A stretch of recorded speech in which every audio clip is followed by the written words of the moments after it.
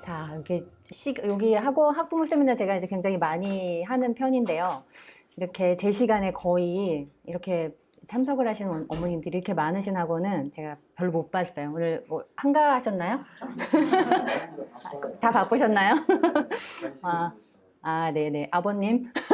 아이고, 어머님. 네. 일단 일찍 잘 시간 맞춰 와주셔서, 잘 오셨고요. 오늘 그 강의 제목이 어떠세요? 어머니들 관심이 좀 있으신 주제이신가요? 네. 저 어느 포인트가 가장 관심 있으신가요? 스스로가 되게 관심 있으시죠? 근데 여기에 이 제목의 사실 핵심은요. 만드는 이라는 단어에 있는데 어떡하죠? 네, 아이가 스스로 공부하게 누가 만들어 주셔야 하냐면요. 이제 학부모님이 어떤 학부모가 자격 있는 학부모가 되시면 결과적으로 아이가 스스로 공부하는 아이가 돼요. 자, 여기 지금 이제 참석하신 어머니들 딱 봐도 뭐 커봐야 자녀가 초등학교 2학년 다 이렇게 어려 보이시고 다 젊은 어머님들이 오신 것 같고 초등학생 자녀가 있으셔서 참석하신 분 손 잠깐 들어주실까요? 네. 그렇구나.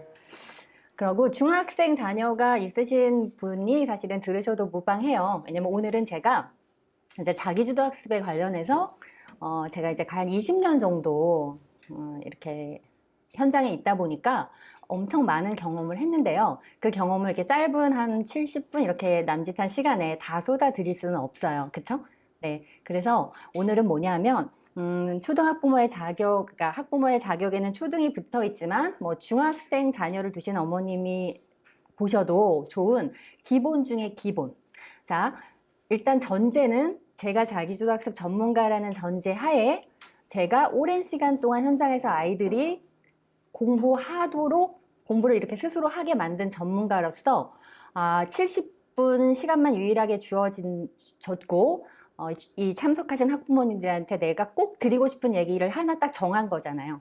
사실은 네, 강의라는 건 그렇게 되는 거라서 엄청 중요한 내용이고 근데 어떻게 보면은 들으시면 이게 뭐 다 아는 얘기인데 하실 수도 있어요. 하지만 오늘은 그만큼 기본에 충실한 강의를 해드릴 거고 사실은 강의보다는 이제 교육이 되면 되게 좋아서 어머님들이 뭐 하나라도 이제 이론만 듣고 가시는 게 중요한 게 아니라 제가 만들어 드리고 싶은 거는 정말 아이를 스스로 공부하게 만드는 학부모님이 되시게 해야 되기 때문에 조금 시간과 뭐 여건이 된다면 이후에는 뭔가 실습이라든가 방법적인 것도 조금 더 이렇게 안내를 이제 해드리면 되게 좋은데요. 그런 것들을 모두 감안해서 오늘은 이 시간만 듣고 가셔도 집에 가셔서 뭔가 당장 실천하실 수 있는 그런 것들을 제가 꼭 전해드리도록 하겠습니다. 자, 그러면 우리 스스로 공부하는 아이를 만들러 한번 출발을 해볼까요? 네.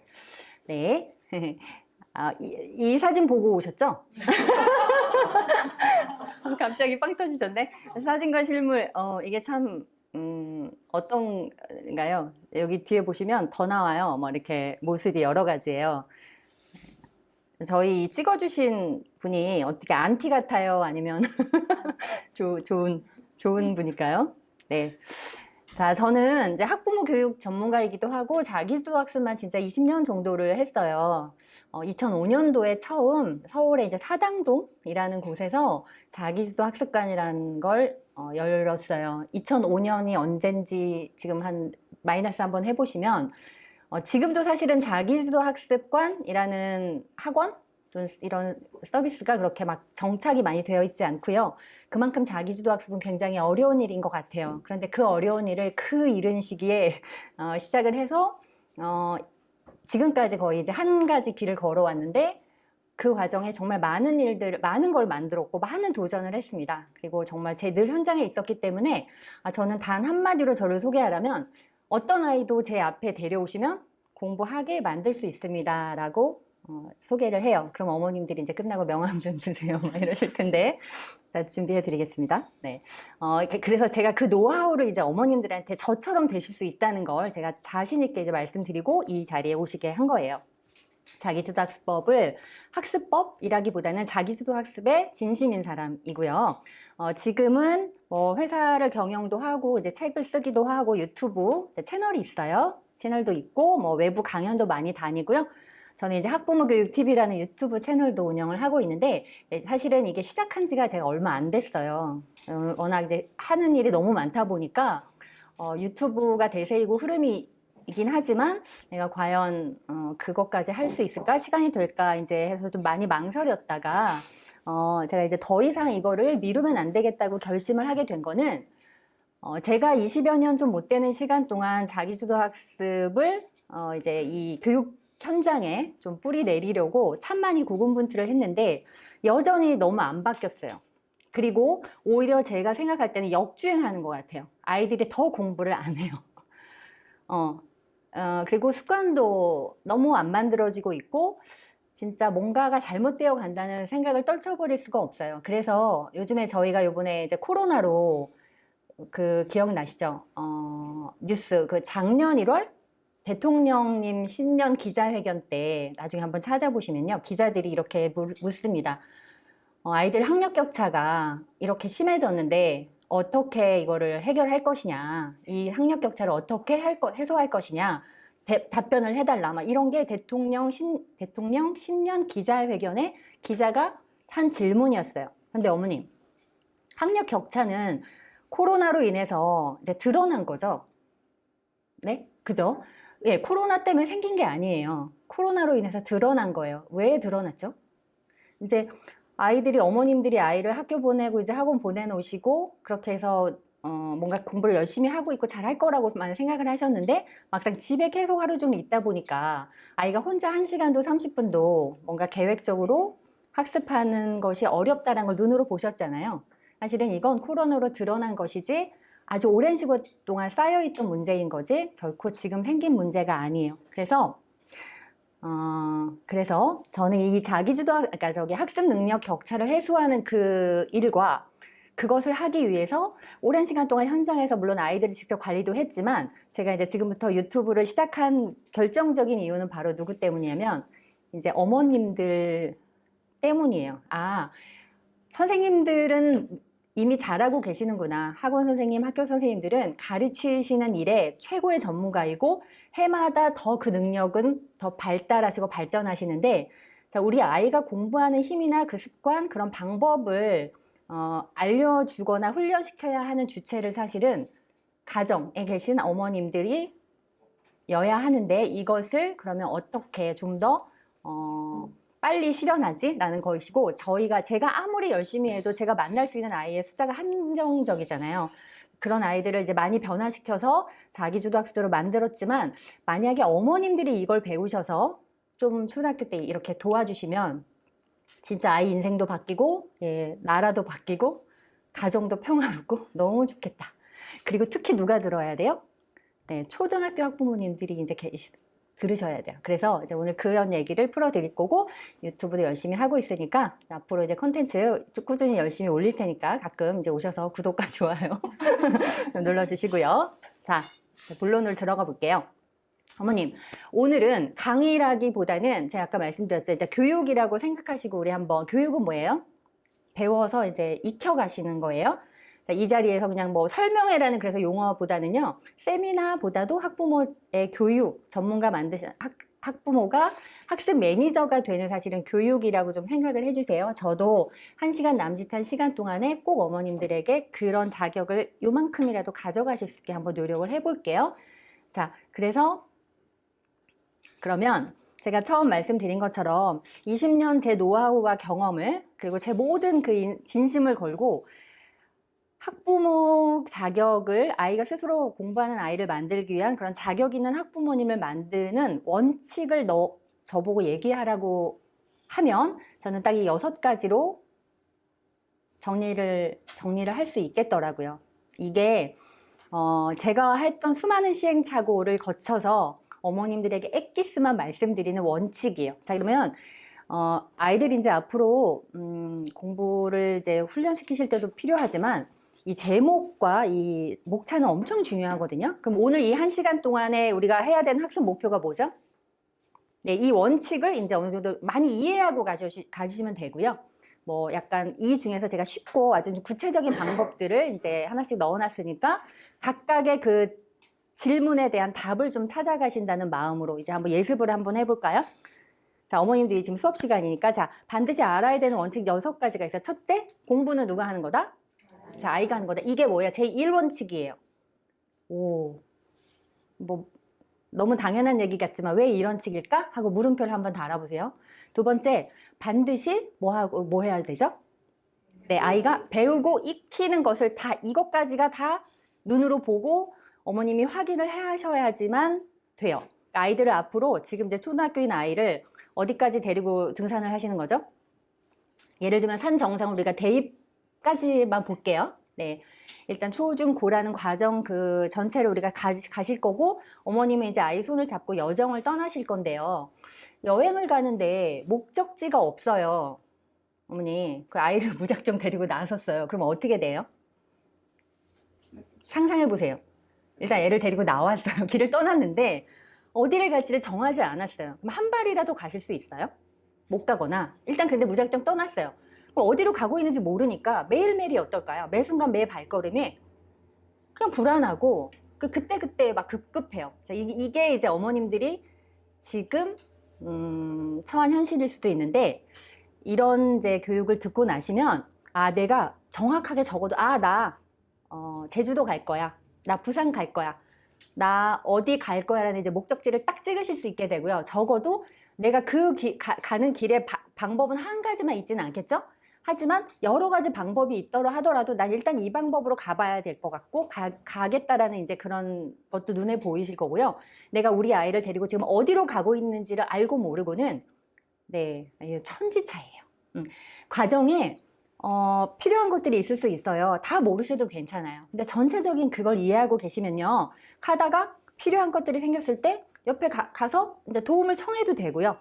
내가 다 하려고 생각할 필요가 없죠. 나는 일단 전체적인 맵을 갖고 있는 사람이지 내가 아이에게 모든 걸 다 가르쳐주고 전부 알려줄 필요가 없으시거든요. 그래서 부모님들이 이제부터 이런 것들을 알고 나시면 돈을 쓰실 때도 뭔가 투자를 하실 때도 다른 관점으로 보실 거예요. 그리고 본인의 역할을 약간 되게 중요한 역할을 하지만 그렇다고 뭔가 되게 많은 공부를 해야 될 필요는 없구나 이런 것도 아실 거고요. 자, 두 번째는 이거예요. 그 다음에 아이를 이제 스스로 공부하게 만들려면 세 번째는 이 아이에게 목표와 학습 동기가 있게 해주셔야 돼요. 네, 이것도 세 번째 원칙이에요. 그리고 네 번째는 우리가 이제 계속 공부라는 얘기를 주제로 이제 어쨌든 아이들을 양육을 이제 지금 학부모가 되실 거니까요. 그냥 부모님은 보다 오늘은 내가 학부모라는 것이 되어야 하고 학습에 관련해서 아이들을 매니지먼트 하려고 생각했을 때 공부의 정의조차 모르고 하시는 분들이 많은데 이게 정확히 이제 이해가 되시면 앞으로는 아이한테 공부해 라고 할 때 그냥 막연히 추상적으로 하시는 게 아니라 뭘 하게 하는 것이 이게 공부구나라는 걸 알게 되실 거예요. 다섯 번째는 자, 계획은 중요한데 이제 목표와 동기 이런 것들을 가지고 이제 계획을 세우시게 될 건데 계획도 뭐에 맞게 세워라? 수준에 맞게 세워라. 이것도 방법을 알려드릴 거고요. 마지막으로 1, 2, 3, 4, 5번을 모두 다 이해하시고 이제 행동적으로 뭔가를 그래서 뭘 하면 하지? 라고 할 때 꼭 필요한 게 뭐냐면 도구가 하나만 있다면 제가 생각할 때 자기주도 학습을 위해서 수많은 방법과 도구가 있지만 그중에 가장 중요한 거 하나만 꼽아보세요 라고 하면 단언컨대 플래너입니다 라고 제가 말씀드릴 거예요. 그래서 이 6가지에 가서 오늘 원칙과 방법에 대해서 제가 이제 알려드릴 겁니다. 자, 일단은 이 정도는 머릿속에 익혀주시고요. 제가 하나씩 자 이제 첫 번째 우리 뭐 답을 찾아야 되죠? 공부는 아이가 하는 것이다. 이 원칙이 무슨 의미를 갖고 있는지 한번 배워보겠습니다. 공부를 하게 만들려면 자 쉽게 좀 이해를 해볼까요, 어머니? 일단 이 화면을 띄워놓고요. 어머니 공부 잘하는 아이, 그러니까 공부를 잘하는 또는 최소한 공부를 내 아이가 공부를 하게 만들고 싶으시잖아요. 그럼 여기에서 제가 1번의 원칙으로 공부는 누가 하는 거다? 아이가 하는 거다. 그렇게 말씀드렸잖아요. 그러면 이거를 좀 풀어서 말씀드리면 아이가 안 하면 못하는 거다예요. 자, 부모님 억지로도 안 되고 강제로도 안 되고 때려서도 안 되고 그래서 화를 내실 사실 필요가 없어요. 자, 원칙은 공부는 누가 하는 거예요? 애가 하는 거예요. 근데 나하고는 상관없는 거예요? 그건 아니에요. 상관이 있어요. 그래서 공부는, 자, 어머님은, 학부모는 공부 좀 해주세요 라고 사정하시면 안 돼요. 이것이 그냥 이 아이가 해야 될 마땅한 의무이고 책임이에요. 그런데 그러면 그걸 하는 방법을 알려주고 가이드 해주고 도와주실 수는 있지만 하고 안 하고는 순전하게 말하자면 본인 몫이에요. 그리고 어머님들도 누가 억지로 시켜서 하는 게 행복해요? 아이들도 사실은 똑같은 인간이고 인격체라 진짜 농담 아니라 누구든 시켜서 하는 건 너무너무 싫어해요. 그러니까 시킬 수 없어요. 왜 시키시면 안 되지만 하게 만드실 수는 있는 거예요. 왜? 이건 얘 일이니까요. 그러면 아이가 어머니 집에서 이제 자기 전에 막 밥을 엄청 먹고 단 것도 먹고 간식을 막 먹었는데 양치를 안 하고 자려고 해요. 그러면 어떻게 해요? 어떻게 하실 거예요? 네? 목숨 걸고? 자, 근데 어렸을 때는 양치질을 이제 해주실 수 있지만 우리가 이제 학부모가 되시는 뭐 3학년 이상 정도 약간 그 체감하시는 딱 그렇게 생각해 주시면 돼요.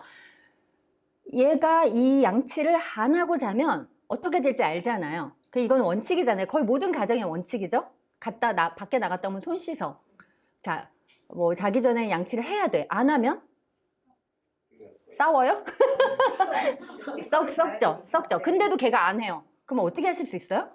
이제 3, 4학년, 5학년 이렇게 됐어요. 그러면 입 벌리고 막 이렇게 못 하시잖아요. 안 하면 그거 못 하는 거지만, 그렇지만 똑같이 공부도 안 하면 못 하는 거니까 너무 힘 빼지 마시라는 거예요. 다시는 이제 이 후반부로 가서 우리가 이제 방법도 알고 원칙도 알고 하다 보면 어머님들은 안 하면 어떻게 될지에 대한 안 하면 이 아이에게 어떤 조치를 할 것이라는 것에 대한 원칙만 딱 정하시고 그것만 딱 선언해 주시면 되는 거지 거기서 뭐 실갱이를 하고 이러실 필요가 없다는 거예요. 자, 그리고 그러면 아이가 이제 하고 싶게 만드는 게 되게 중요한데 그러려고 하면 현재 상태, 우리 아이의 지금 현재 상태를 알아야 되고요. 결과적으로 스스로 공부하는 습관을 갖는 것에는 항상 이 방법이 있는데 순서가 있는데요. 학습 동기가 필요해요. 그 다음에 동기가 세워졌다면 그 아이에게 맞는 계획을 세워야 하고요. 그거를 반복하다 보면 이제 습관이라는 게 만들어지는데, 자, 이것도 너무 뭐 좀 지루하고 뻔한 얘기 같지만, 자, 학습 동기 이렇게 얘기하면 좀 멋있어 보이죠? 이거 거창한 게 아니고요. 당장 오늘 하루 뭔가 아이가 숙제를 해야 되고, 또는 뭐 뭔가 예습을 해야 되고, 뭐 복습을 해야 되고, 이런 것들을 하게 하려고 하면, 그걸 하는데 필요한 동기 정도면 돼요. 사실 오늘 하루의 학습을 수행하는데 필요한 동기, 그게 뭘까요? 뭐 이거 1시간 오늘 해야 될 거 정해놓고 그걸 다 하면 그 다음에 얘한테 자유가 주어진다든가 아이가 좋아하고 원하는 뭔가가 제공된다든가 뭐 그게 음식일 수도 있고 뭐 여러 가지일 수 있겠죠. 그래서 그런 습관이 잘 안 잡혀 있는 아이일수록 동기는 그렇게 아주 간단하고 당장 눈앞에 있는 동기도 동기가 될 수 있고요. 조금 길게 보면 일주일, 그러니까 이번 뭐 다음 시험의 목표, 학원 뭐 시험의 목표, 어떤 이런 것들도 동기가 될 수 있어요. 그러니까 동기에 대해서 초등학생 학부모님들은 너무 어렵게 생각하지 마시고요. 뭔가 서울대를 가겠다든가 나는 뭐 미래에 거창한 어떤 전문가가 되겠다는 꿈을 갖게 한다든가 진로를 미리 다 결정하게 한다든가 라는 것이 동기가 아니고요. 그냥 지금 이걸 내가 하면 뭐가 좋은지 그걸 아이 스스로 얘기하게 하고 그것만 있다면 동기로 충분하다는 말씀을 드리고 싶고, 그 동기가 생겼을 때 아이의 수준에 맞는 작은 계획이라도 하나 세우고 그거를 실천하고 하는 그것을 관리를 잘 해주시면 아이가 이제 습관을 가질 수가 있어요.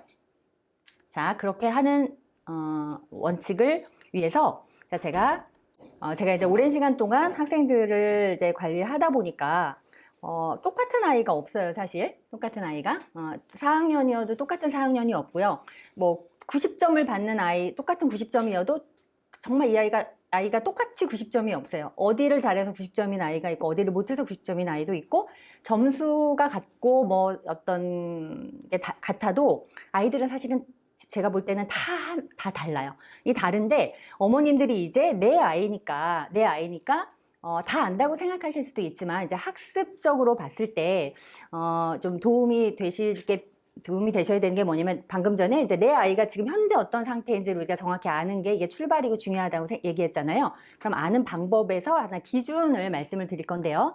좌측에 보면은 학습 동기, 노력, 공부 방법, 성과라는 이제 이게 있는데 뭐냐면 제가 오랜 시간 동안 학생들을 이제 관리를 하다 보니까 처음에는 그냥 개인적으로 이렇게 문답을 하면서 성향을 파악하고 했는데 나중에 이제 검사 프로그램을 만들어서 아이들이 왜 스스로 공부하지 않는지 아니면 이 아이의 자기주도 학습 능력, 점수 또 공부할 수 있는 능력은 얼마나 되지라는 걸 이제 검사를 통해서 수많은 아이들을 검사를 시키다 보니까 아이들은 다 1대1이지만 크게 네 유형의 4가지 성향의 그룹으로 나뉘었어요. 전국적으로 한 뭐 10,000명 넘는 학생들을 통계를 가지고 이제 저희가 분석을 해보니까 그렇게 해서 가장 이상적인 학습형을 뭐라고 하냐면 우등생형이라고 불러요.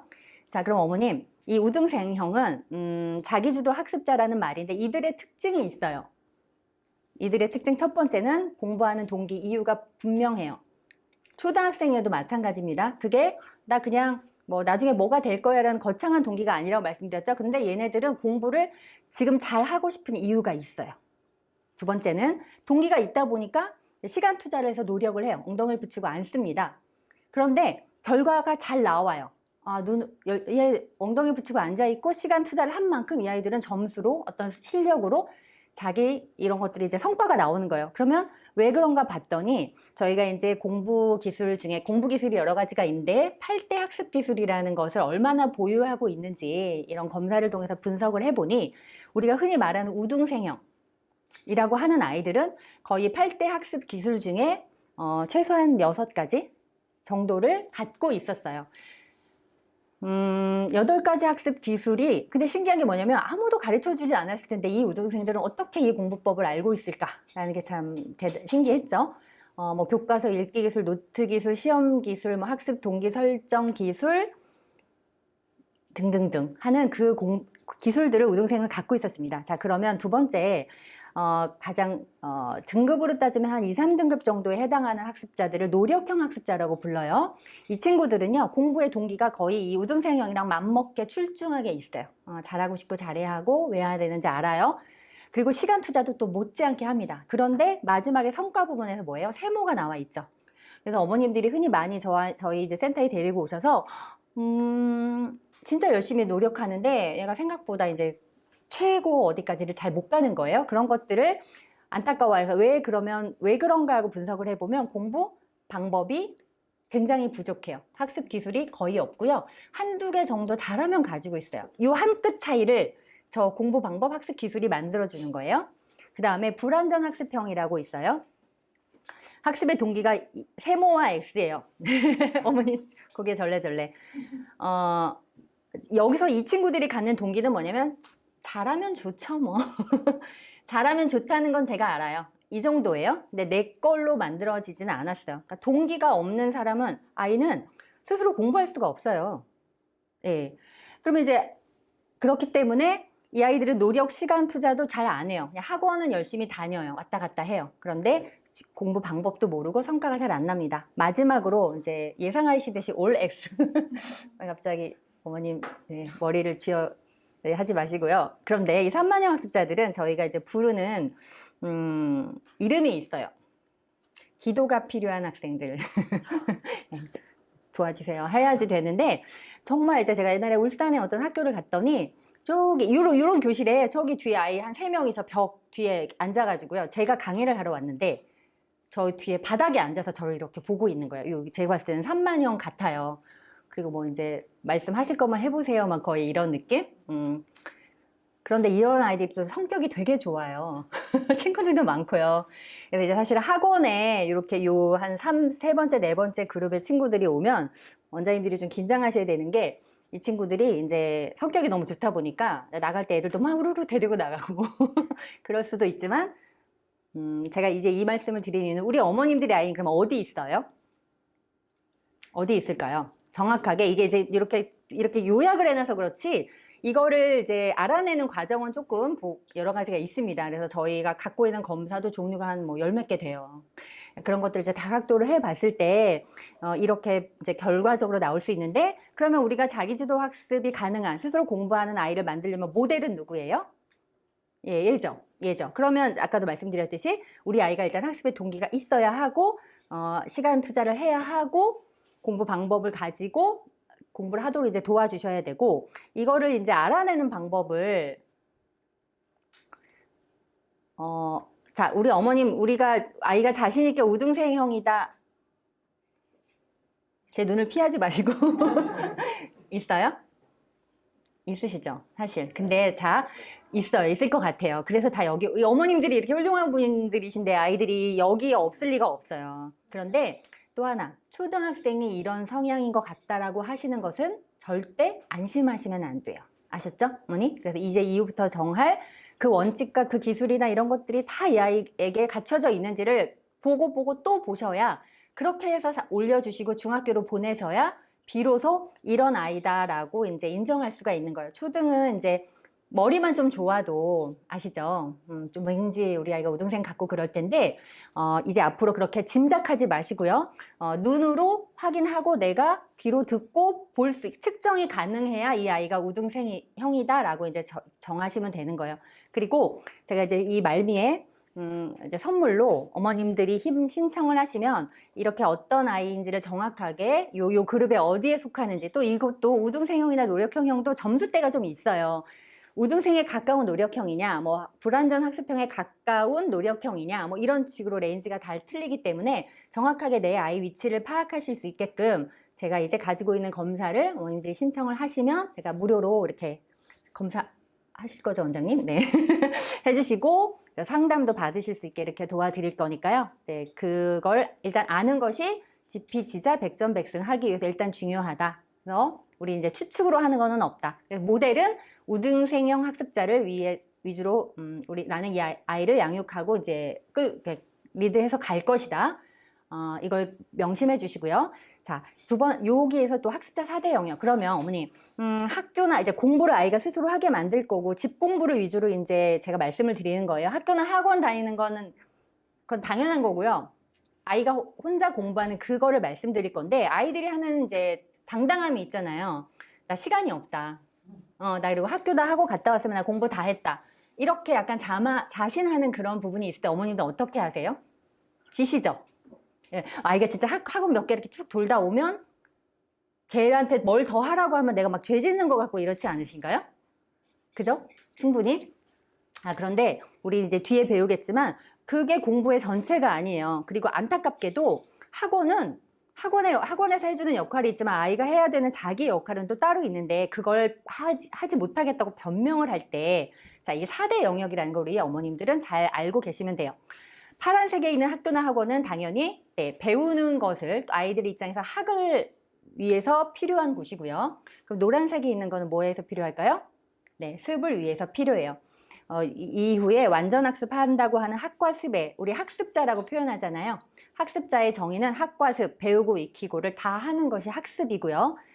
그리고 저 집 주말이라는 시간이 아이들이 공부를 할 수 있는 그런 이제 시간이고, 저 시간이 저 익히는 동그라미가 지금 학보다 어때요? 더 커야 돼요, 어머니. 그런데 우리가 지금 현실은 어때요?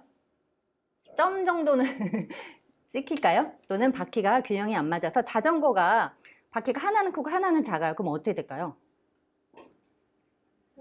그래도 잘 갈까요? 안 가겠죠? 자, 이게 균형을 저기로 갖춰줘야 된다고요? 자, 저쪽 익히는 시간에 가야 되는데, 이거를 만약에 그러면 이론적으로 학원 다니는 게 뭐 하루에 막 예를 들면 8시간인데요.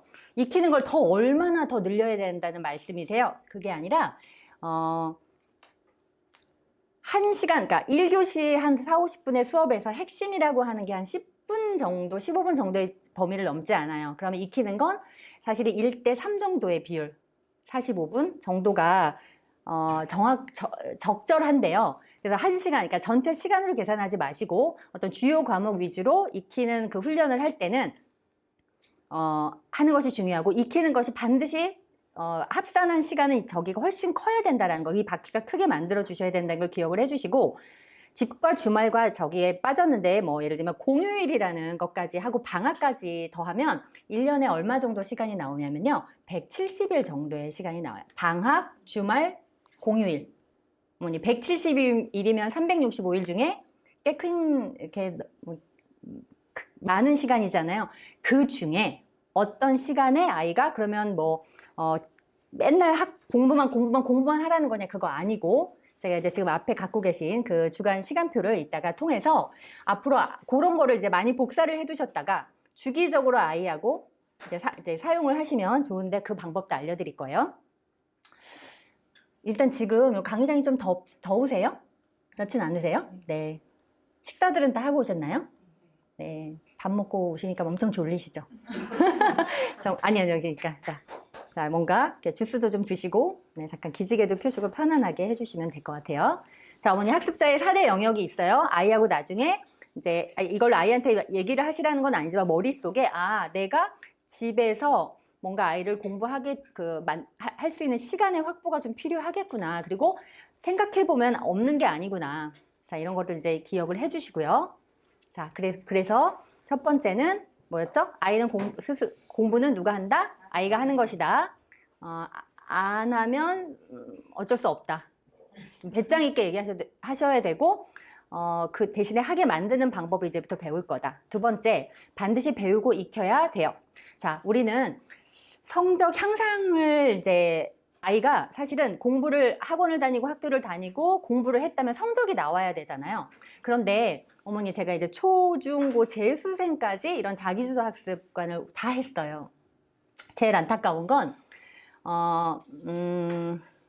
초등학교 때 예를 들어서 공부법이나 습관이나 이런 방법을 전혀 못 배운 초등학교 아이들은 재수생이 되어도 사실은 하루 종일 10시간을 앉혀놔도요 공부법을 몰라요. 그래서 그냥 인터넷 강의를 그냥 하루 종일 귀에 꽂고 들어요. 그리고 나서 물어보면 아무것도 잘 몰라요.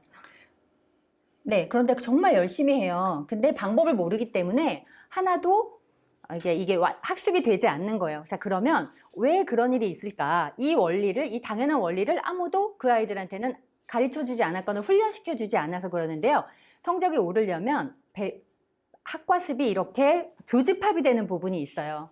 그것이 완전학습존이라고 하는데 완전학습인데 반드시 아이는 강의를 들었으면 수업을 들었으면 자기가 내 것으로 만드는 시간이 필요해요. 이때 필요한 게 뭐예요?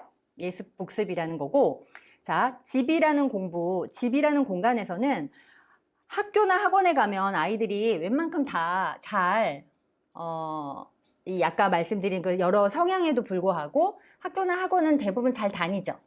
왜 그러냐면 학교나 학원은 시간표가 있고요. 두 번째로 학교나 학원에 가면 진도도 이미 뭘 해야 될지가 정해져 있고요. 그리고 그걸 도와주시는 선생님이 계세요. 그런데 아이들이 혼자 있는 시간에 공부가 좀 어려운, 특히 집 공부가 힘든 이유는 일단 언제 뭘 해야 될지에 대한 정해진 게 없고요. 두 번째고, 그리고 뭘 해야 될지도 잘 모르겠어요. 그리고 마지막으로 도와주시는 분이 없어요. 그래서 그거를 한번 대입을 해보시면 이제 앞으로 아이가 집에서 하루에 뭐 1시간을 하든 30분을 하든 아이의 수준에 맞게끔 이제 이렇게 시간을 정하고 훈련을 시키실 건데 그때 반드시 이 아이에게 뭐가 필요하다. 구체적으로 몇 시부터 몇 시까지 무엇을 하겠다라는 명확한 플랜이 하게 하면 지금보다는 훨씬 자기 집 공부를 할 확률이 되게 높아져요. 자, 세 번째, 목표와 학습 동기가 있어야 된다고 했어요. 제가 이거를 어머님들에게 이제 좀 중요한 대목이에요. 자, 제가 아주 좋아하는 학습자 타임라인이라는 걸 보여드릴 거예요. 혹시 이전 설명회 때 입시 컨설팅 요전 설명회 때 오신 분 계신가요? 세미나 때? 어머니가 오셨었어요? 그때 그 대표님께서도 이런 이제 입시 컨설팅 같은 이런 내용을 한번 말씀을 해주셨을 건데 좀 쉽게 우리 한번 볼게요. 우리 아까 이제 우리 어디 있어요, 어머님? 맨 앞줄에 있으시죠? 와, 얼마지? 제 책을 쓰는 그 책에 보면 초등학교 때 이 지금 타임라인과 뒤에 나올 이 학생부라는 걸 한번 먼저 보시면 가치가 돈으로 환산하면 최소 10억 가치가 있다라는 이제 책의 그 제목이 있어요. 제가 지금부터 10억을 벌어드릴 거니까 잘 보세요. 어머니. 그런데 지금 만약에 여기 계시는 어머니가 고1 정도 욕이 있다.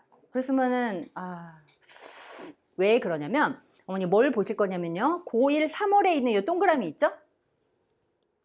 이 성적이 고3 6월 달에 보는 모의고사라고 할게요. 저 성적과 어때요? 네, 90%, 95% 정도 일치해요. 자, 보세요. 이게 통계고요. 이게 그냥 현실이에요. 그러면 고1 첫 3월 때 보는 시험은 무슨 시험을 본다고 제가 써놨죠? 중학교 전 과정을 테스트한다고 했어요. 자, 그러면 이론적으로 고3 때 내가 만약에 1등급을 받고 싶어요. 그럼 언제 1등급을 받아야 된단 말이죠? 고1 때. 고1 첫 시험 때. 그러면 고1 첫 시험 때 1등급을 받아야 되는데 1등급을 받은 또는 뭐 평균 85점, 90점 이상을 넘긴다고 쳤을 때 뭘 가지고 공부하면 돼요? 시험을 본다고요? 중학교 과정으로요. 자, 그럼 어머니 하나만 쉬운 질문 하나 드릴게요. 아이 공부 언제 시켜야 돼요? 어려워요? 네. 이 어머니는 정답은 이제 중학교가 맞고요. 어머님은 한 수를 더 두신 거예요. 그죠? 그죠? 맞아요. 그런데 중학교 과정을 쉽겠어요? 고등학교 과정이 쉽겠어요, 어머니?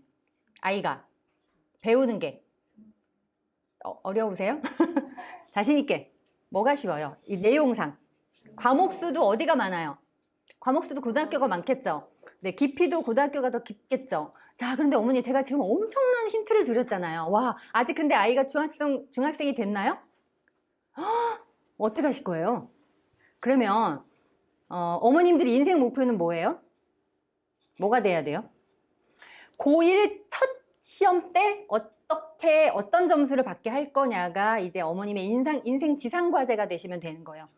고등학교 때는 여기 고등부 있나요, 원장님? 학원 보내지 않으셔도 돼요.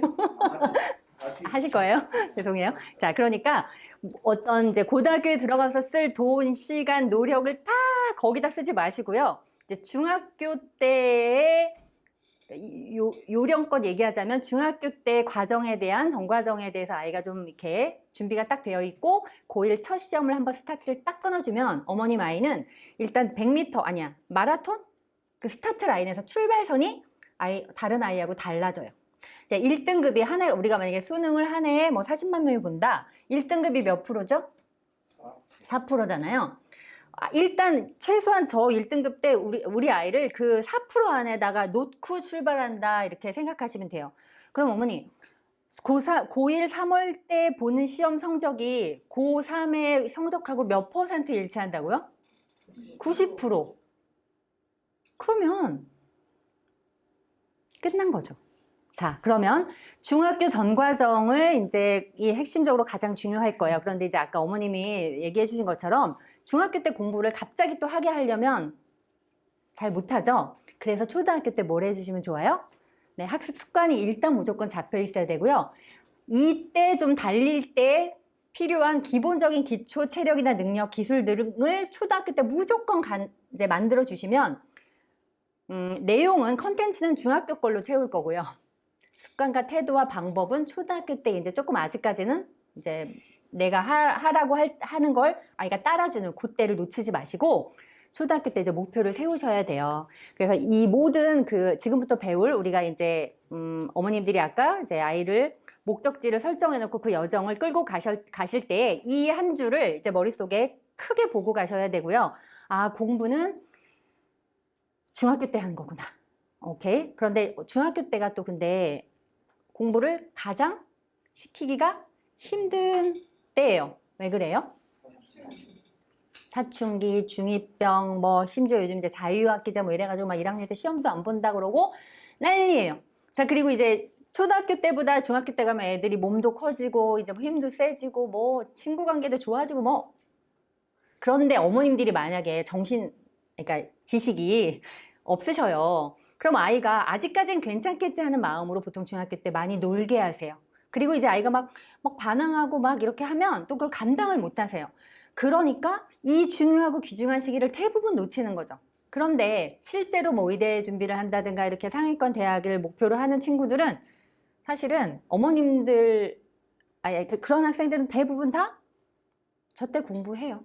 의대 준비는 이미 중1 때 뭐 하고 결정은 언제? 습관은 초 3, 4에 끝난다고 하잖아요. 예, 그 비밀도 이제 알려드릴 거예요. 그래서 중학교 시기는 이제 아직 이제 몇 년 지나면 어머님들도 이렇게 기억이 가물가물하실 수 있지만 오늘 꼭 기억을 해주셔야 되는 건 중학교 때 아이가 절대 놀게 하면 안 된다. 그런데 공부만 시키라는 것도 아니에요. 둘 다 할 수 있어요. 아이에게 자유를 주실 거예요. 이제 오늘 이 시간이 지나면 시간을 관리하고 플래너를 사용할 거고 그리고 할 일을 정하고 그것만 하고 나면 나머지 시간은 아이들에게 죄책감 없이 놀 수 있도록 자유를 주시면 아이들이 공부를 싫어하는 이유는 뭐냐면 이게 이거 하나를 함으로 해서 나머지를 다 포기해야 한다는 어떤 잘못된 선입견이 있어서 그래요. 그런데 그건 누가 만들어줬어요? 부모님이 그렇게 만들어주신 거예요. 되게 극단적으로 이렇게 이제 하기 때문에 아이들은 공부 이퀄, 숙제 이퀄, 무자유, 내 모든 것을 다 포기해야 되는 것, 싫고 하기 싫고 짜증나는 거 이렇게 되는 거지만 합리적으로 충분히 할 거 다 하고도 놀 수도 있고 그걸 심지어 매일매일 한다고 생각해 보세요. 시간이 많이 들까요? 안 들어요. 그래서 어머님들이 이제 그 점을 꼭 기억을 해주시고요. 그러니까 아이에게 공부를 시키는 일이 제가 지금부터 말씀드리려고 하는 이제 모든 핵심은 공부만 시켜라가 아니다라는 거예요. 공부를 재밌고 즐겁게 하게 도와주시면 아이들은 이게 밥 먹는 것보다 쉬워져요. 네? 네. 그래서 그거를 위해서 이제 초등학교 때 아직까지는 막 이렇게 할 게 많지 않고 일정이 너무 타이트하지 않을 때 이제 해주시면 좋다는 거고요. 그래서 이 타임란 12년을 염두에 두시고 그럼 이제 초등학교로 돌아와서 이 학교 생활, 초등학교의 관점에서 학생부를 보실 건데요. 제가 이거는 되게 나중에 그 강의 유튜브 같은 데서 한번 찾아보셔도 좋고 그냥 제목만 이제 넓게 보여드릴 거예요. 초등학교 학부모님이 학교생활 기록부를 볼 일이 있으세요? 그런데 되게 재밌는 건요. 고3 될 때까지도 이걸 한번 못 보고 고3 수시 원서를 쓰실 때 처음 아이의 학교생활 기록부를 보는 학부모가 또 한 80%? 이해 안 되시죠? 어머님들도 그렇게 되실 확률이 좀 있었어요. 원래 저도 이해가 안 가요. 자, 그러니까 교육 정책이 입시 정책이라는 게 이 제도라는 게 만들어진 이유가 있을 거란 말이에요. 그래서 분명히 이 학교생활 기록부가 수시 전형, 그러니까 아이를 대학에서 선발하는 데 있어서 굉장히 중요한 방법이라는 걸 우리가 대략은 들었어요. 그런데 이게 너무 이게 이론이고 그냥 남의 일이에요. 정치보다 더 여기에 무관심한 것 같아요. 제가 봤을 때 어머님들이. 그런데 자, 어머니, 우리가 지금 이제 타임라인을 받고 성적의 측면에서 보면 그러니까 고1 때 첫 뭐 학교 내신이나 그 모의고사 시험에 뭔가 이 결과를 잘 만들어 주는 게 되게 중요하구나. 그런데 입시라는 건 성적만 보는 게 아니죠. 네, 제목을 한번 볼까요? 인적상, 학적상 이런 건 뭐 기본 출결세 이런 기본인 거고요. 4번에 수상 경력이라는 게 있어요. 그다음에 5번에는 자격증이나 인증을 뭘 취득했는지 이런 걸 이제 기록하는 칸이 있고요. 6번째는 진로 희망 사항 이란 걸 쓰게 돼요. 이 아이가 어떤 직업에 관심이나 흥미가 있어요라는 걸 적어 놓고요. 그다음에 7번은 창의적 체험 활동 상황이라는 게 있고요. 8번 교과 학습 발달 상황이라는 게 있고 9번은 독서 활동, 10번은 행동 특성 및 종합 의견이라는 게 있는데요. 마음이 갑자기 급해졌어요. 오늘 아무래도 원장님 제 생각엔 한 반밖에 못할 것 같아요. 진도를. 다음에 한 번 더 불러주세요. 자, 그래도 이제 대충 할 수 없는 주제라서 천천히 할게요. 시간은 정해놓고요. 자, 어머니, 초등학교 어머니가 학생부를 봐야 되는 이유는 아이가 어디로 지금 걸어갈 거냐면 이 목적지를 향해서 걸어갈 거예요. 여기에 채워지는 게 성적과 그러니까 교과와 비교과 활동이라는 것이 채워져서 대학은 이 자료를 보고 한 60% 정도 또 뭐 서울대가 이제 결국 수시 비율을 더 높이고 하는 그런 것들처럼 공정하게 학생들을 선발하기 위해서 사실은 학교생활 기록부라는 걸 보고 뽑겠다고 하는 건데요. 학생부 종합 전형이라고 불러요. 가장 많은 대학들이 선호하는 이제 이 학생 선발 방식이에요. 간단하게 비교해드리면 수능은 하루 딱 시험 본 그 점수 가지고 학생을 선발하는 거잖아요. 어떻게 보면은 굉장히 좀 리스크가 있죠. 아이가 그날 한 번 컨디션만 삐끗하고 한 번만 실수를 하면 갑자기 이제 내가 원하는 대학과 거리가 멀어지는데 근데 아이들이 좀 잘못 생각하는 건 뭔가 수능은 그것만 막 공부해서 시험 잘 보면 대학 갈 수 있어 이런 이제 환상이 있는데요. 그건 그런 일은 없고요. 특히 재수를 하면 이제 수능을 보잖아요. 재수생들이 어머니 재수에서 성공해서 성적이 이렇게 확 올라갈 확률이 몇 프로쯤 되는지 아세요? 5%. 5%. 어머니 재수생을 도전해서 갑자기 막 인서울도 못 갈 아이가 갑자기 뭐 스카이를 갈 수 있는 확률도 5%. 그러니까 드라마틱한 성적 변화는 없어요. 그것도 통계예요. 꼭 재수는 그래서 웬만하면 시키시면 안 돼요. 자, 그래서 그럼 학교생활기록부를 봐요. 어머니 이해를 해봅시다. 대학에서 수많은 아이들 중에서 우리 학교, 우리 과에 어떤 적합한 아이를 뽑고 싶겠죠. 왜요? 그게 나라에서, 국가에서 기업이 인재를 선발하는 방식하고 기업의 인재를 공급하는 게 누구예요? 대학이에요. 사실 대학에서 인재를 이제 공급을 해야 되기 때문에 기업들이 이렇게 쉽게 생각하시면 돼요. 어머님들이 회사를 하시거나 뭐 아버님도 다니시거나 뭐 직장 생활을 해보셨다면 회사에서 뽑고 싶은 인재는 수학만 잘하고 영어만 잘하고 공부만 잘하는 애일까요? 뭐 얘기 많이 있잖아요. 우리가 뭐 창의력이 필요하고 뭐 소통 능력이 필요하고 뭐가 필요하고. 그러니까 회사라는 데서 여러 사람들하고 어울려서 일을 해야 되고 그러니까 당연히 소통 능력 필요하고요. 그 다음에 뭐 시키는 일만 뭐 문제만 잘 풀어서 점수만 이렇게 잘 얻는 아이가 아니라 잘 읽고 잘 쓰고 말도 잘하고 이런 인재를 원한다고 칠게요. 그러면 그래서 대학이나 이런 입시 제도가 그런 아이를 만들어 보자라고 저렇게 학교생활기록부의 내용을 채워서 이 아이가 어떤 진로를 희망하는데 그 희망하는 진로나 그거에 맞는 전공을 하기 위해서 고등학교 3년 내내 어떤 활동을 하고 무슨 책을 읽었고 어떤 봉사활동을 했고 어떤 체험활동을 했고 이런 것들 어떤 것에 수상을 했는지를 증명해주면 내가 만약에 뭐 서울대학교 생명과학공학부에서 아이를 뽑고 싶을 때 어머니 점수만 뽑는 것보다는 들어왔을 때 굉장히 수학 능력이 뛰어난 아이를 먼저 경쟁자가 많으니까 가장 우리 학교나 우리 과에 적합한 아이를 뽑고 싶겠죠. 그래야지 아이도 좋고 대학도 좋잖아요. 그래서 똑같이 1등급이어도 이왕이면 생명과학에 관심이 많은 아이를 뽑고 싶어 하는 거예요. 그럼 그걸 어떻게 느낄 수 있어요? 느끼는 거 아니에요. 눈으로 봐야 돼요. 그래서 하루도 아니고 3년 내내치의 그 기록을 여기다 쌓아서 제출하게 하는 거예요. 자, 그러면 여기엔 성적도 들어가고 이 생명과학에 내가 어떤 진심 관심이 있어요라는 걸 계속 어필해야 되는데 그런 것들을 아이가 충분히 이제 수행할 수 있도록 뭐 수행평가라든가 그런 이름으로 이제 고등학교 때 여러 가지 프로그램이 마련돼 있겠죠. 자, 그런데 어머니 우리가 이제 초등학생들한테 방점이 이제 있는데 제가 결론만 말씀을 드리면 이 학생부에서의 대부분은 그러니까 이 학생부는 누가 작성할까요? 선생님이 작성해요. 선생님이 거의 근데 내 반 아이들 전체 이렇게 해야 되잖아요. 그러니까 일이 많으시잖아요. 그러니까 뭐 어떻게 그러니까 선생님들이 막 맘대로 작성할 수는 없잖아요. 그러니까 주로 뭐예요? 수행평가라는 거. 그러니까 즉 한마디로 말씀드리면 여기에 무엇을 채운다고 했을 때 대부분이 뭐예요? 보고서 같은 걸 내게 돼 있어요. 자, 어머님들이 지금 키우는 우리 아이의 미래는 국어 점수, 영어 점수 이것도 기본이지만 중요하지만 대부분을 뭘 해야 돼요? 써서 뭘 자꾸 내야 되는 일이 이제 앞으로 여기에 가득해요. 독서, 보고서, 내가 창의적 체험 활동을 했고 뭐 논문도 읽었고 내가 저 관심 분야가 저 분야에 관심이 있어서 내가 무슨 행사를 다녀왔는데 그래서 나는 거기서 뭐를 느꼈고 나는 그래서 이 공부가 너무 하고 싶고 뭐 이런 것들이 다 뭐냐면 글쓰기라고요. 자, 그래서 초등학교 때 이제 우리가 중학교, 고등학교만 가도 이미 이제 뭐 갑자기 독서, 독해 이런 거랑 막 거리 멀어지죠. 그거 진짜 안 좋은 위험한 건데요. 멀어져요. 그래서 그나마 초등학교 때 좀 여유가 있을 때 더 많이 시켜주시는 게 맞기도 할 뿐더러 아이가 앞으로 맞닥뜨릴 그 입시와 또는 대학 그리고 대학 이후에 직장 생활까지의 모든 능력의 핵심은 뭐예요? 글쓰기예요. 자, 글을 잘 쓰려면 그럼 어떻게 해야 돼요?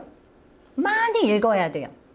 많이 읽고 많이 읽는 아이가 스폰지처럼 그걸 하도 많이 읽다 보니까 당연히 잘 쓰고 잘 쓰는 아이가 말도 잘할 수밖에 없고 이렇게 되면 이제 모든 문제가 해결되죠. 그래서 이 학원에 잘 선택하신 것 같아요. 네, 여기 좋은 프로그램이 정말 많아요. 자, 그래서 우리 초등학교인 어머님을 두고 학교 생활 기록부를 보여드리는 이유는 어머니 그냥 멋 모르고 이렇게 계속 열심히 걷지 마시고요. 내 아이의 꼴을 명확하게 미래를 바라보시고 어머님 세대랑 입시 제도가 틀리잖아요. 그쵸? 그 2세대신가요? 네, 그래서 우리 아이는 이제 입시 정책이 많이 바뀔 테지만 이름은 바뀔 수 있지만 방식은 어머니 거의 여기서 대동소이할 거예요. 그보다 더 좋은 선발 방법을 찾기가 쉽지가 않아요. 그래서 수시를 많이 확대하겠다는 이야기도 3년치를 가지고 조금 더 공정하게 뽑겠다라는 그런 의도로 보시면 됩니다. 그래서 그리고 이 학교생활기록부를 제출하고 이제 면접을 보고 선발할 때 이 안에 보면 결론은 내가 그동안 얼마나 이제 자기주도 학습자였는지를 이제 증명하게 되어 있고 그걸 사실은 면접이나 이런 시간을 통해서 계속 말하게 되어 있어서요. 아이를 초등학교 때부터 스스로 공부하는 아이의 그 방법을 아는 아이로 꼭 길러주셔야 되고요. 네 번째는 우리가 알아야 될 원칙 네 번째는 공부의 정의를 아시는 건데 엄마 공부가 뭐예요 할 때 어머니 공부가 뭐예요? 엄마 아이한테 공부 좀 해라 이렇게 해보신 적 있으세요? 아직은 없으세요? 있으세요? 많으세요? 뭘 하라고 하시는 거예요? 공부해봐라 하는 게? 어머니 딱 생각할 때? 뭐예요? 꿈을 이루기 꿈을 이루기 위해서 공부 좀 해. 그럼 그 정확히 그 디렉션의 정의는 뭐예요? 공부를 하라는 뭘 하라는 거예요? 하고 싶은 거를 마음껏 하기 위해서는 필요한 거라고 항상 설명을 그냥 하죠. 네. 그러니까 그래서 뭘 하라는 거예요? 자, 예를 들어 공부 좀 해 공부가 어머니 뭐 내일 배울 걸 하라는 말씀이셨던 것 같아요. 아니면 오늘 미리 배운 걸 좀 해보라는 얘기 같아요. 뭐 어떤 식으로? 저희는 그냥 저희 나름대로의 플랜을 짜서? 역시. 그러니까 여기 오셨다니까요. 자, 좋아요. 그래서 자, 우리가 아이가 이제 어머님들이 여기 계시는 어머님들은 안 그러시지만 추상적인 것은 학생을 행동하게 하는 것에 한계가 있습니다. 그러니까 앞으로 우리가 공부의 정의를 한번 이제 딱 정할 거예요. 공부의 정의는 뭐예요? 네. 공부했어? 공부 좀 해. 공부하자라고 할 때는 머릿속에 이것만 기억해 주세요. 공부는 뭐예요? 예습하고 수업 듣고 복습하고 이게 공부예요. 이게 완전체예요. 이게 세트고요. 이게 뭐예요? 완전 학습이에요. 다 연결이 되시죠? 자, 그러면 공부를 했다. 어디 가서 뭘 배워왔다 하면 배운 게 어떻게 돼야 돼요? 내 걸로 와야 되죠. 그걸 하기 위해서 뭐가 필요해요? 복습과 예습이 필요해요. 그리고 수업도 자, 이제부터 연결을 해서 설명드릴게요. 첫 번째, 이 정의는 정의가 있어요. 제가 지금 보여드린 건 예습의 정의예요. 예습은 배울 내용 중에 여기 첫 줄이에요. 나중에 우리 이런 그 필요한 것들은 나중에 원장님 필요하면 이제 어머님들한테 조금 자료로 이렇게 보내드리는 것도 제가 건의를 드리겠습니다. 사진 찍으셔도 무방하고요. 어머니, 예습의 정의가 있어요. 다음 수업 전날 또는 바로 직전 시간에요. 3에서 5페이지 분량으로 시간은 10분을 넘지 않아야 하고요. 핵심어 중에 아는 것과 모르는 것을 구분하게 하고 모르는 것은 사전을 찾아서 뜻을 한번 살펴보라고 하시고 단기 기억한 후 망각한다가 예습의 정의예요. 선행이 아니고요. 예습은 그냥 이렇게 설명할까요? 단어를 먼저 찾아보게 하시고요. 자, 왜? 행동을 하게 하려면 뭐가 필요하다 그랬죠? 구체적인 게 필요하다 그랬죠? 앞으로 우리가 이제 아이의 공부를 시킬 건데요. 어머니, 상위권 아이들은 예습과 복습 중에 뭘 더 많이 할 것 같으세요? 아버님. 이게 아니라 원장님이셔서. 복습. 네. 아주 최상위권들은 예습에 목숨을 걸고요. 네. 그 다음에 공부 잘하는 아이들은 복습에 목숨을 걸어요. 그러니까 사실은 뭐가 더 중요하다고 말씀드리기는 어렵지만 예습이 수업과 복습에 굉장히 많은 영향을 줄 거기 때문에 자, 우리는 이제 아이에게 예습을 한번 매일 시켜보는 엄마가 되시면 좋겠는데 자, 여기서 이제 오버하시면 안 되는 게 아이에 따라서 처음 훈련 기간 동안에는 한 과목만 가지고 하셔도 좋아요. 아셨죠? 전 과목을 다 전날 예습시키겠다 이렇게 하지 마시고요. 아이가 한번 체험을 하면 되거든요. 예습을 하나 했더니 수업에 어떻게 영향이 되고 수업을 그렇게 듣고 왔더니 복습에 어떻게 연결이 되는구나. 이렇게 하니까 매일 뭔가를 되게 조금씩 했는데 뭔가 되게 반복을 자꾸 시키다 보니까 이게 자기도 모르게 막 외워지고 나도 모르게 막 엄마가 물어보는데 말을 할 수 있고 어떤 이런 경험을 하게 된 거예요. 그러니까 이제 아이가 이게 되게 좋은 거구나라는 걸 알게 되면 알아서 이제 2과목, 3과목으로 확대가 되겠죠. 그래서 핵심은 여기다 어머니 예습은 뭐예요? 가급적이면 물음표를 많이 달게 하시면 돼요. 우리 처음에 제가 이제 목차 보여드리면서 공부는 아이가 하는 것이다 라고 했다면 거기에 물음표를 딱 찍는 거예요. 그래서 교과서를 중심으로 말씀을 드리면 이제 요 다음에 배울 내용에 그 단원의 제목이 있고 뭐 소제목이 있고 그래서 그 본문을 막 탈탈탈탈 외워가고 암기하는 게 중요한 게 아니라 내가 이 제목에 물음표를 달아서 이게 무슨 말이지? 이게 무슨 뜻이지? 이 단어가 무슨 말이지? 라고 하는 것들 정도를 물음표를 달아보게 하시는 거고요. 가급적이면 단어를 어휘에 대해서 이렇게 미리 한번 찾아보고 표시를 잘 하고 그러면 답을 이제 질문을 했으니까 답을 찾아야 되잖아요. 그걸 언제 해요? 수업 시간에 가서 답을 찾아오라고 하시면 돼요. 간단하게 말하면 이렇게 그냥 앉아서 그러니까 수업을 하니까 그냥 내가 들어야지 이렇게 하는 아이하고 나 오늘 이거 이제 알아가야 될 게 있어요. 내가 이게 답을 들어야 되니까 뭐가 궁금해서 듣는 거하고 그 태도가 같을까요? 다를까요? 완전 다르겠죠? 네, 그래서 수업 시간에 정의는 어머니 자 수업은 아이에게 중요한 것과 이해하지 못한 것을 구분해서 뭐 해오기? 표시를 해오는 거예요. 다 듣고 자 40분 동안 선생님이 하시는 말씀 한마디도 딴짓하지 말고 딴 생각하지 말고 집중해서 듣고 와. 이건 큰일 나는 거예요. 안 되는 거 아시죠? 네, 그런데 차라리 액션을 주세요. 아이한테 그냥 교재나 어떤 노트에 표시해와. 뭘? 선생님이 중요하다고 하시는 걸 좀 찾아와. 그리고 수업을 라이브니까 중요하다고 했는데 중요하다고 하셔서 막 별표를 쳤는데 내가 그걸 설명할 때 되게 이해가 잘 안 된 거예요. 그럼 그것도 하나 표시해 오라고 하시는 거예요. 그러면 그걸 언제 하면 될까요? 네, 복습 때 이제 해야죠. 내가 중요한 것은 중요하다고 하신 건 암기해야 되고요. 그리고 이해하지 못한 것은 찾아서 이해해야죠. 학원 가서 물어봐야 되고 엄마한테는 물어보지 말라고 하세요.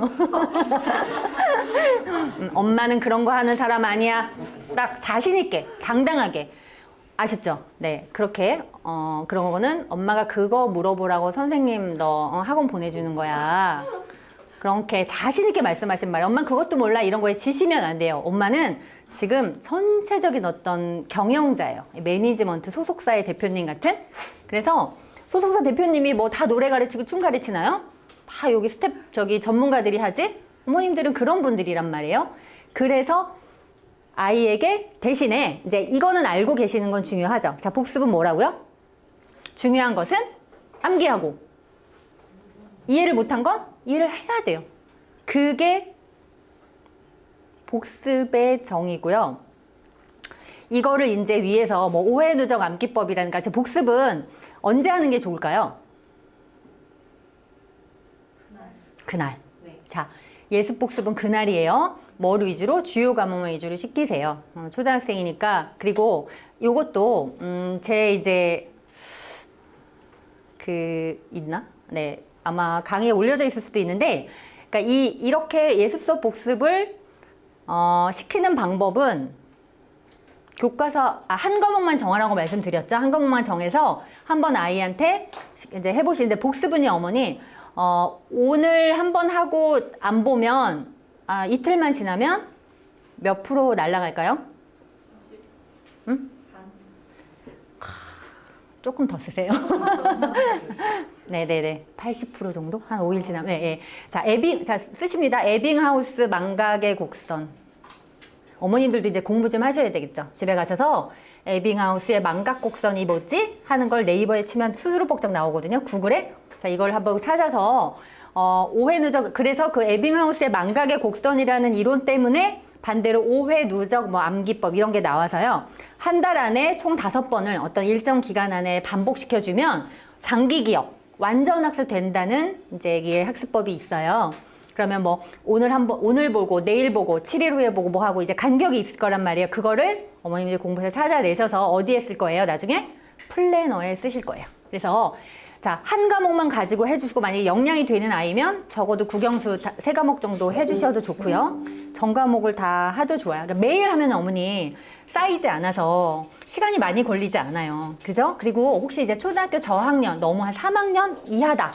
그러면 어렵게 막 재미없게 공부시키지 마시고요. 자, 학교 갔다 오면 가기 전에 예습도 좀 도와주시면 되죠. 물어보시면 되잖아요. 찾아봐. 이거 단어가 무슨 뜻인 것 같아? 뭐 이렇게 하면서 어휘를 오히려 좀 도와주시고 수업 듣고 왔을 때는 복습도 함께 시켜주시면 되는 거예요. 뭘로요? 시켜주실 때 물어보시는 게 귀찮으면 그냥 쉽게 말해서 오늘 배운 거 오늘 한번 읽어봐. 오늘 배운 거 오늘 소리내서 한번 읽어봐. 그 중에서 아이가 읽으면 엄마는 계속 뭐만 잘하시면 될까요? 질문만 잘해주시면 돼요. 이게 무슨 말이야?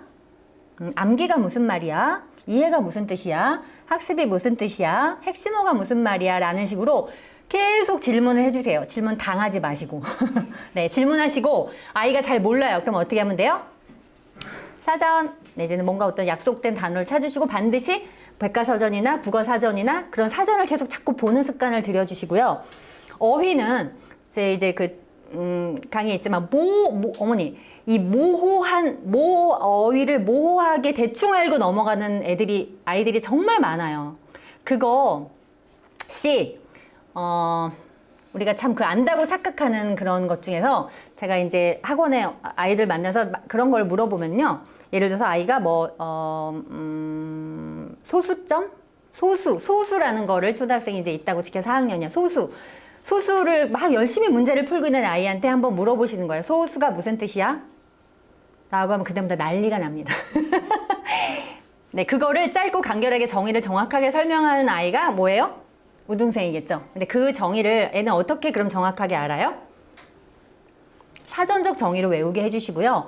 어머니가 아이가 엄마 이게 무슨 뜻이야 라고 했을 때 자꾸만 죄송하지만 이렇게 어설프게 나 모르면 좀 창피하지 않아? 라는 생각으로 가르쳐 주지 마시고 엄마도 엄마가 알긴 하지만 더 정확하게 설명해 주기 위해서 내가 사전을 한번 찾아볼게 하고 그냥 당당하게 사전을 같이 찾아주시는 거예요. 그게 어머님들이 아이에게 이제 되게 물려주셔야 될 되게 중요한 습관입니다.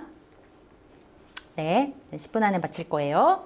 자, 5번째는 이 공부의 정의 이제 알았고 수준에 맞는 계획을 이제부터 세워주실 건데 자, 어머니 수준에 맞는 계획을 세우기 위해서 갑자기 싹 등장했죠. 자, 내 아이를 가운데 놓으시고요.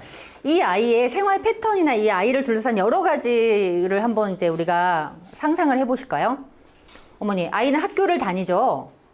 학원도 다닐 수 있고 뭐 학원이나 과외 이렇게 있고요. 또 학교, 학원, 과외, 인강 이런 건 다 뭐예요?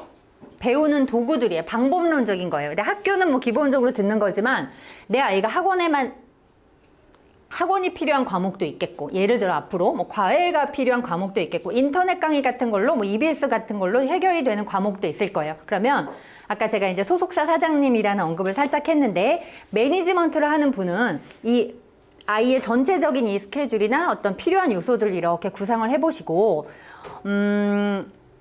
여기 이제 독서도 있고 교재 있고 봉사활동 이런 것들이 이제 앞으로 계속 중학교만 올라가도 이런 것들이 계속 이제 아이가 해야 될 일들 중에 하나로 계속 더해질 거예요.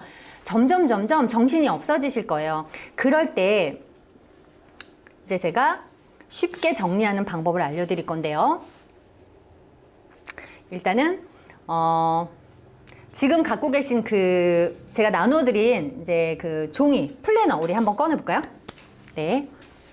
자, 이것도 막 사진 찍으시고요. 플래너 한번 꺼내볼게요. 이거 하면서 제가 좀 패스해서 여기로 넘어가면서 할게요. 플래너를 쓰게 할 건데요. 공부 잘하는 사람은 계획부터 다르잖아요. 아시죠? 자, 여기를 위해서 이제 드릴 거예요. 어머니, 그 플래너에 지금 제가 한 1분만 시간을 드릴 테니까 뭐를 하시면 되냐면 박스를 쳐보실 거예요. 이게 월요일이면 내 아이가 학교에 있는 시간 이렇게 빗금을 한번 쳐볼까요? 큰 박스로 월화수목금까지 다 채워주세요. 대략 정확하지 않으셔도 돼요. 어느 정도 시간 동안 우리 아이의 시간표를 생각하시면서 월요일 날은 몇 시부터 몇 시까지 학교 이렇게 하고 크게 박스 하나 치시고 이렇게 지워주세요. 이렇게.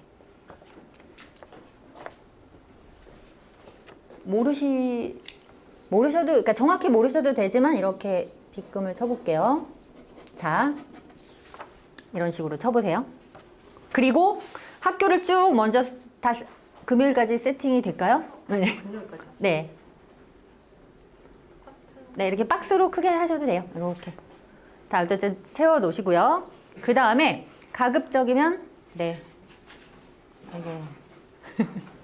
바쁘다, 바빠. 자, 그 다음에, 학원 가는 시간도 대략 이렇게 그 칸에다가 어딘가에를 자꾸 메워보세요. 지금은 뭐 하시는 거냐면,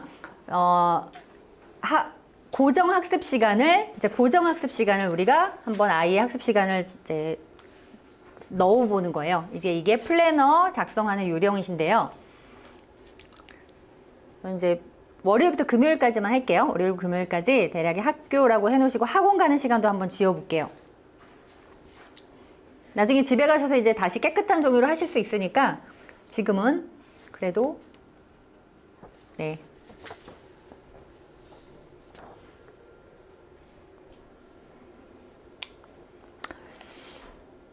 그러고 자 이제 뭐 이후에는 이제 자는 시간도 이제 뭐 이게 채워질 거고 그럼 요일별로 주말까지 나중에 차분히 작성을 해보시면 어머니 제가 파악하고 싶은 건 뭐예요?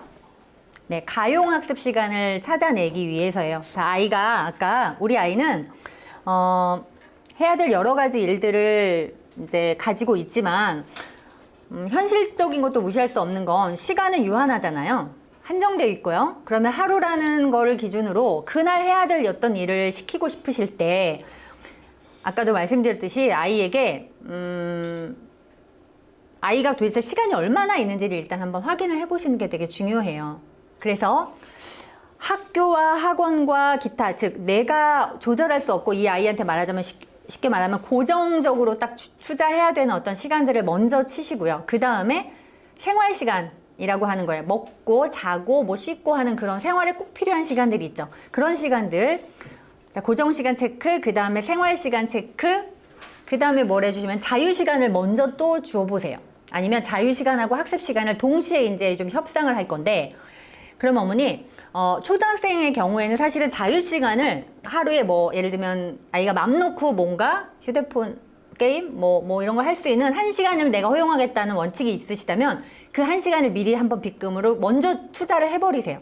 그리고 나서 남는 시간이 이제 아이하고 뭐예요? 본격적으로 공부에 관한 협상을 하는 시간이 되셔야 하는데 굉장히 재미있는 사실은 앞으로 이 별거 다닌 것 같은 한 장이 어머님과 아이의 그 사이에 많은 그 다툼을 어쩌면 줄여주고 아이도 자기 시간을 눈으로 보면서 아이도 사실은 숙제나 공부 뭐 해야 될 일들이 있어서 해야 되는 건 알잖아요. 근데 아까 말씀드렸지만 초등학생은 그래 이걸 먼저 하고 이걸 꼭 해야겠어라는 이게 먼저 이렇게 이성적으로 판단이 안 되고 자꾸만 이제 공부 때문에 다른 모든 것들을 하지 못하게 할 거고 엄마가 항상 말하자면 이제 원칙 없이 뭔가를 이제 이것부터 해라고 정말 저는 그렇게 하시면 아이가 이걸 하는 순간 사실은 자기가 이제 이게 일찍 안 끝날 거라는 걸 알고 있고 그러다 보면 결국은 내가 하고 싶은 다른 모든 것은 할 수 없는 거기 때문에 감정이 일단 상해요. 공부라는 것을 하고 싶지가 않아요. 이걸 시작하는 순간 나는 오늘 다른 자유는 끝났어. 인데 자유를 먼저 시간을 해주시고 나서 1시간이라도 30분이라도 좋으니 아이의 이 가용학습 시간을 그러면 요일별로 이제 보시고 나서 배분을 하시는 거예요. 평일이 너무 바쁘잖아요. 그런데 여기에 무조건 다 예습복습을 다 해 이렇게 하시면 너무 저기가 되니까 그러면 한정적인 그 시간에 얘한테 무엇을 하게 할 것인지를 가급적이면 상의하시면 좋겠고요. 아니면 어머니가 정해서 하게 해주시면 좋겠어요. 그렇게 해서 하고 또 이제 토요일이나 주말에 이런 시간을 보시고요. 아이에게 여분의 시간에 있을 때 조금 그 시간에 뭐 한 주간의 주간 복습을 한꺼번에 한번 시켜보겠다고 하신다던가 아니면 도저히 우리 아이는 뭐 학원 스케줄이 또 이 아이가 또 너무 학원에서 또 요즘은 이렇게 그러니까 공부 많이 시켜주시는 뭐 학원들도 많으니까 어떤 과목을요.